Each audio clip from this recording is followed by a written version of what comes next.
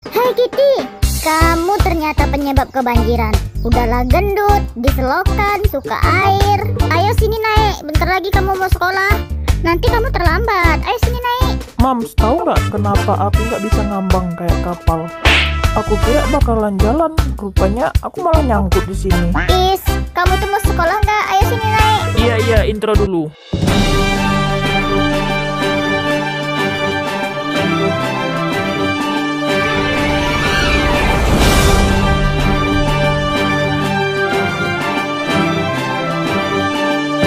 Assalamualaikum warahmatullahi wabarakatuh. Nah, kali ini kita akan bahas tentang penyetaraan persamaan reaksi. Ini adalah materi kimia kelas 10 semester 2. Oke, mungkin teman-teman sudah pernah melihat reaksi seperti ini. Nah, sekarang yang menjadi pertanyaan, bagaimana reaksi ini bisa setara di kiri dan di kanan? Makanya ada namanya materi penyetaraan persamaan reaksi. Yang kanan sama dengan yang kiri, tidak boleh beda. Nah, ini kita lihat 2Al yang di kiri jumlahnya sama dengan yang di kanan, 2Al juga. 6H atomnya 6, kemudian yang di kanan juga 6. Cl ada 6 juga, dan Cl sebelah kanan 2 dikali 3 sama dengan 6. Nah, bagaimana cara menyetarakannya? Apa itu reaksi kimia? Reaksi kimia itu adalah perubahan zat atau reaksi yang bersifat kekal, terbentuk zat baru. Nah, contoh besi berkarat, kemudian apel busuk. Besi berkarat tidak bisa dikembalikan lagi seperti bentuk semulanya. Begitu juga apel busuk tidak bisa kembali lagi seperti apel yang segar. Nah, itu adalah perubahan reaksi kimia. Masih banyak lagi contoh yang lain. Kemudian, kalau persamaan reaksi itu apa? Nah, persamaan reaksi itu sendiri adalah yang menunjukkan berlangsungnya perubahan reaksi. Nah, ini ciri-ciri terjadinya reaksi kimia.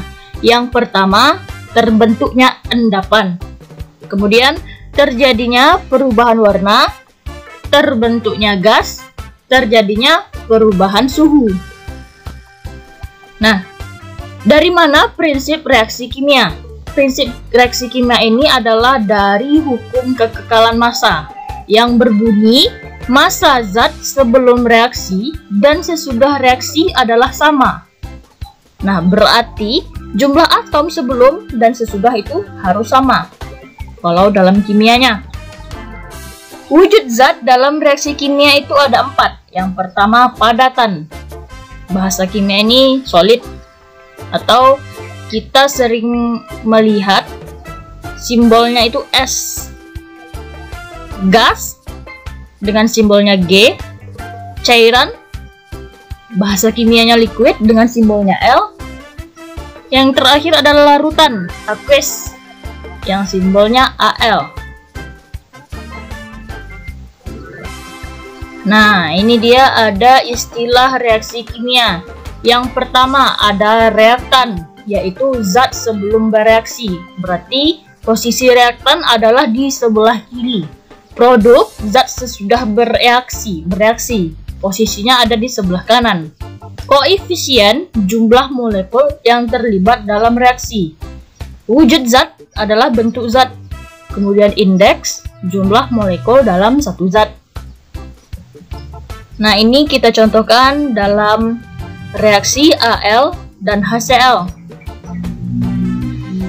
Nah, ini ada reaktan. Reaktannya adalah 2Al dan 6 HCl. Kemudian produknya ada 2Al Cl3 dan 3H2. Nah, yang di garis merah, yang di lingkaran merah ini adalah koefisien. Nah, itu dia adalah koefisien. Kemudian yang di garis biru, dalam lingkaran biru adalah wujud zat, dan yang di garis hijau, di lingkaran hijau adalah indeks, angka indeksnya. Nah, ini kita bahas lagi tentang cara menyetarakan reaksi. Ada dua cara untuk menyetarakan reaksi.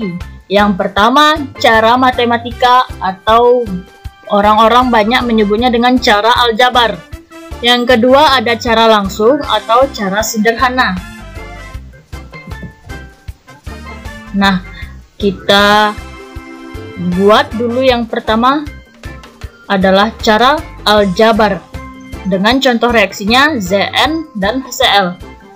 Nah, ini ada contoh reaksi Zn dan HCl dengan menghasilkan ZnCl2 tambah H2.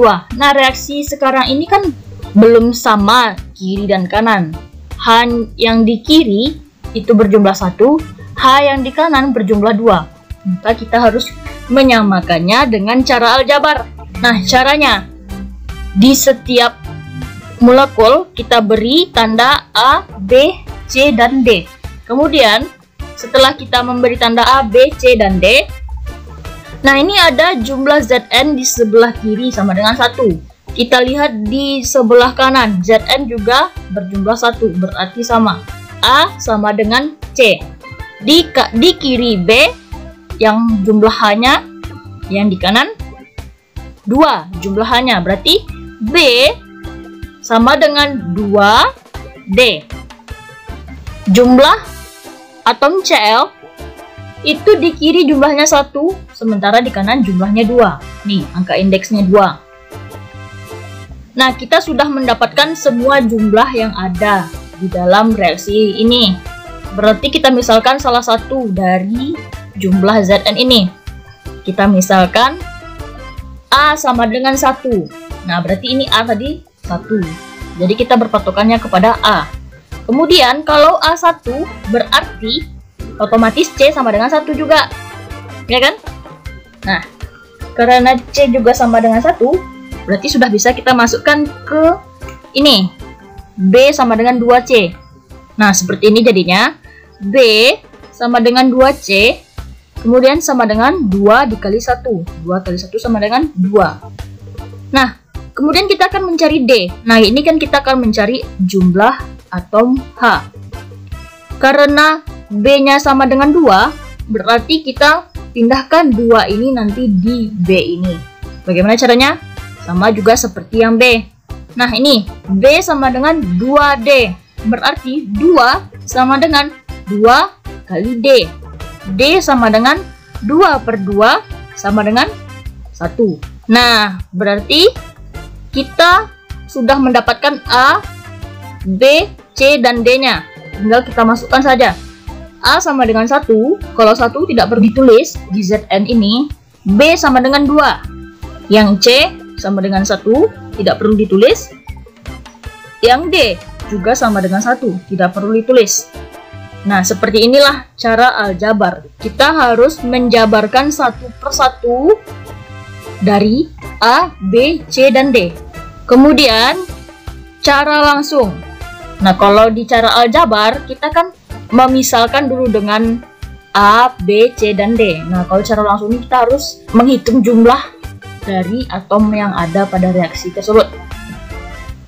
Nah, atom Al di kanan ada 1, kemudian di kiri ada 1. Nah, berarti sudah sama kiri dan kanan. Kemudian atom Cl di kiri ada 1, di kanan ada 3, berarti belum sama. Kita harus menyamakannya nanti. Kemudian kita hitung lagi atom H. Di kiri ada 3 dan di kanan ada 2. Harus kita samakan. Bagaimana cara menyamakannya? Kalau di kiri sama dengan 1, kita harus mengalikannya agar hasilnya 3. 1 dikali berapa hasilnya 3? Sama juga dengan H. Atom H ini di kiri sama dengan 3, di kanan sama dengan 2. Dikali berapa 2 ini untuk menghasilkan 3? Nah, itu dia harus kita cari. Yang pertama, kita kalikan dulu. 1 dikali 3 sama dengan 3. Udah sama berarti. Nah, kalau di atom H harus dikali berapa? Dikali 3/2. 3/2, 2 dicoret, tinggal 3. Sama kan? Nah, berarti kalau sudah sama, ini sudah aman, berarti kiri dan kanannya sudah sama. Tinggal kita masukkan ke reaksi tersebut. Nah, reaksi yang di dalam garis hijau ini adalah hasil dari perhitungan cara langsung. Berarti sudah selesai. Jika kita tidak menginginkan adanya 3/2 ini dalam suatu reaksi, maka kita bisa mengalihkannya 2 misalnya. Nah, kalau kita mengalihkan 2, berarti semua koefisien dari kotak hijau ini bisa dikalikan dengan 2. Nah, nanti hasilnya 2Al, kemudian 3 dikali 2, 6 HCl.